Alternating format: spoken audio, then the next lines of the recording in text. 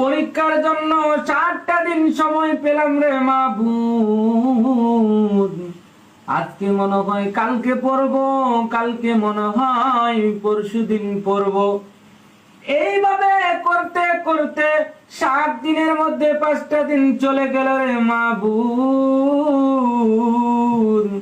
আজকে যখন জীবনের প্রতি গভীর মায়া দয়া করে পড়ার টেবিলে বসলাম রে মাবুদ,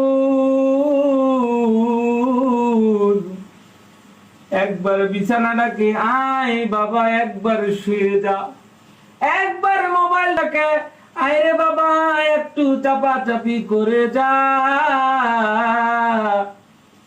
অতঃপর গভীর আগ্রহ নিয়ে যখন হিস্ট্রিক্যাল থট নিয়ে পড়ার টেবিলে বসলাম রে মাবুদ, একবার পড়ি উমাইয়া খেলাফত, আরেকবার পড়ি আব্বাসীয় খেলাফত।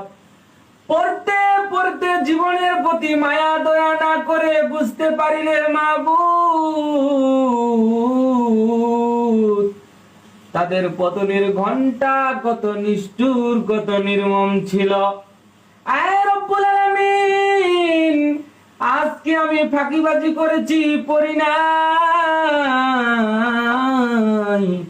আমার এই দুর্বলতাকে কাজে লাগিয়ে পুঁজি করে আমার সাররা না জানি কখন আমার পতনের ঘন্টা বাজিয়ে দেয়।